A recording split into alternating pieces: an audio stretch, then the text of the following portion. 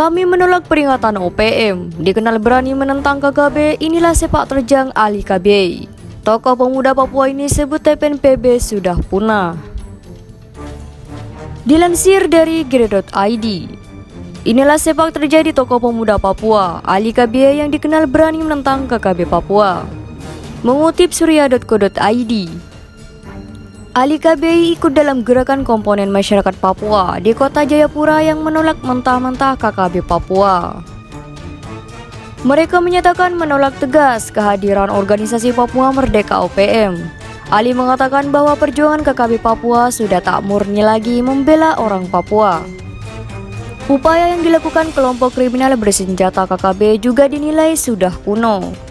Berikut sederet sepak terjang Ali KB. Yang pertama, minta Pemda serius tangani KKB Papua. Serangan KKB Papua yang semakin brutal dan masif menjadi sorotan berbagai pihak. Salah satunya adalah Ketua Pemuda Adat Wilayah Saireri atau Ali KB. Untuk mengatasi kebrutalan KKB, Ali meminta agar pemerintah daerah Pemda ikut berperan meredamnya. Ali meminta supaya Pemda lebih serius melakukan pendekatan kepada masyarakat di daerah rawan konflik. Saya pikir untuk atasi aksi KKB di Papua itu perlu terus dilakukannya pendekatan-pendekatan persuasif oleh Pemda setempat kepada mereka KKB. Seperti pembinaan-pembinaan secara spiritual atau rohani hingga ekonomi. Ujar Ali KB kepada Tribun Papua.com di Jayapura pada Rabu tanggal 8 Desember 2021. Berkat tindakan tersebut, lanjut Ali, akan menciptakan kesadaran tersendiri oleh masyarakat dalam menjaga terjadinya gangguan Kamtipmas. Dengan begitu, sendirinya masyarakat akan terbina untuk tidak terpengaruh oleh isu-isu negatif yang nantinya malah merugikan masyarakat, ungkapnya. Menurut Ali, saat ini masyarakat Papua cukup mudah termakan isu yang beredar baik dari media hingga media sosial. Karena kita tahu sendiri, masyarakat di Papua ini sangat mudah terprovokasi oleh pemberitaan di media. Oleh sebab itu, daerah yang sering terjadinya konflik itu perlu adanya peran aktif dari pemerintah setempat, katanya.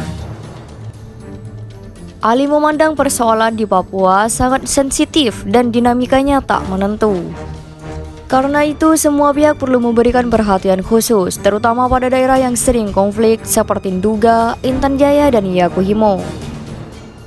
Yang terjadi di Papua ini sebuah dinamika, tetapi hal ini harus menjadi perhatian serius oleh seluruh lapisan masyarakat dan pemerintah, baik itu dari para provinsi hingga kabupaten yang sering terjadi konflik.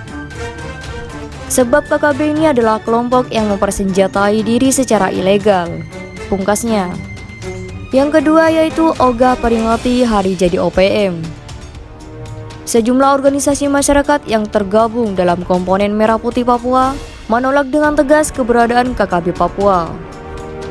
Mereka bahkan tak mau memperingati Hari Jadi Organisasi Papua Merdeka atau OPM yang jatuh setiap tanggal 1 Juli. Ketua Komponen Merah Putih Provinsi Papua, yaitu Albert Ali KB, mengatakan pernyataan sikap tersebut demi menjaga tanah Papua tetap aman dan damai. Alasannya lantaran melihat dinamika politik dan gangguan keamanan yang ditengarai organisasi tersebut selama ini di Papua. Kami menolak segala bentuk kegiatan peringatan 1 Juli HUT, TPN atau OPM atau kelompok separatis teroris di Papua. Sebab 1 Juli yang sesungguhnya ialah HUT Bayangkara Polri, ujar Ali dalam keterangan persnya di OP Kampung Sereh, Sentani Kota, Kabupaten Jayapura pada Rabu tanggal 30 Juni 2021. Adapun pernyataan sikap yang disampaikan berisi 6 poin. Yang pertama, mengimbau seluruh masyarakat Papua untuk tidak terprovokasi oleh kelompok separatis dan teroris di Papua, sebab nantinya akan merugikan masyarakat sendiri. Yang kedua, mendukung sepenuhnya keputusan pemerintah terhadap penetapan kelompok separatis di Papua sebagai kelompok teroris sesuai undang-undang yang berlaku, karena telah terbukti mereka menimbulkan teror terhadap masyarakat Papua, ujar Ali. Yang ketiga yaitu mendukung sepenuhnya aparat TNI dan polisi untuk melakukan penegakan hukum secara terukur, sesuai standar operasional prosedur atau SOP, demi menciptakan rasa aman dan damai bagi masyarakat Papua. Yang keempat yaitu mendukung sepenuhnya keberlanjutan otonomi khusus atau OTSUS dan pembentukan daerah otonomi baru, yaitu DOB di wilayah Papua. Sebab hal ini sebagai upaya untuk mewujudkan kesejahteraan masyarakat Papua, kata Ali.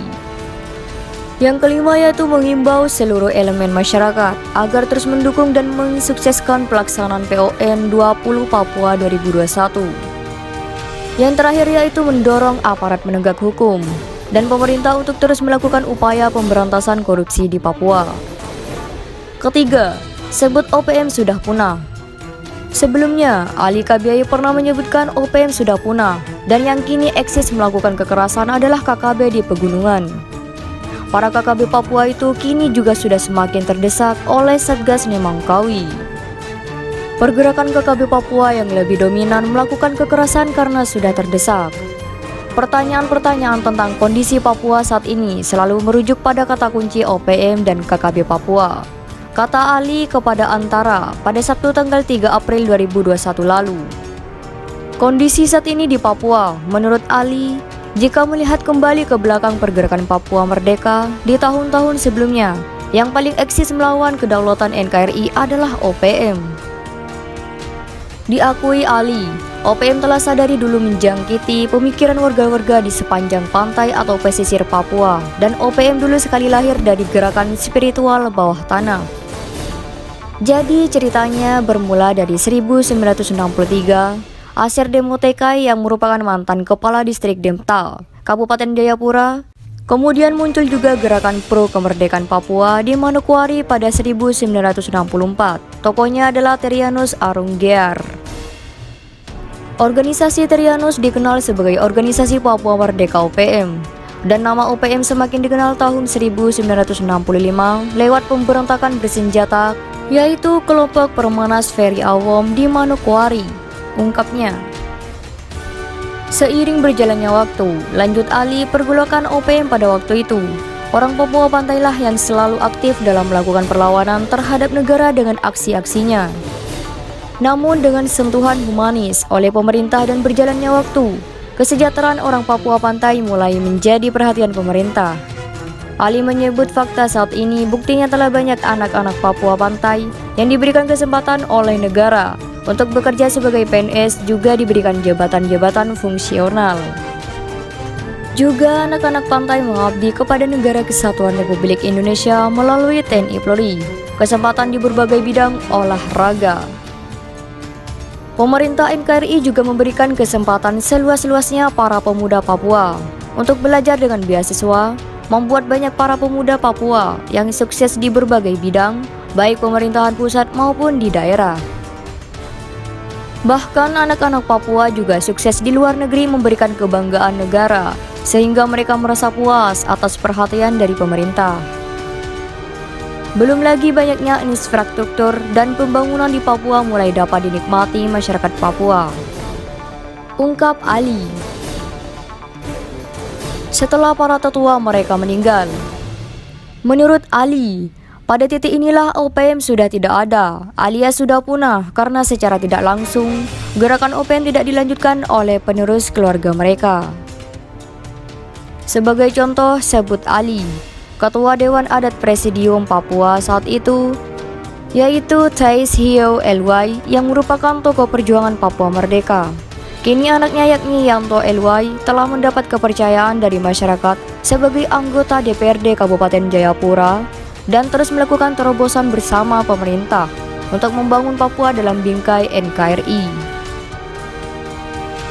Ali mengakui ketika negara sudah sangat memberikan perhatian kepada masyarakat Papua, baik kesejahteraan, kesempatan belajar, dan menduduki pemerintahan.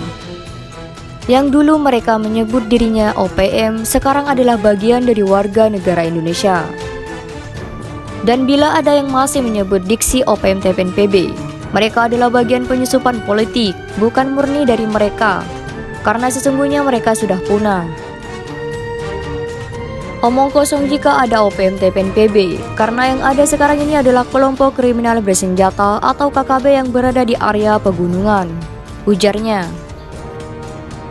Sekian dan terima kasih, jika ada salah mohon maaf, jangan lupa like, komen, dan subscribe.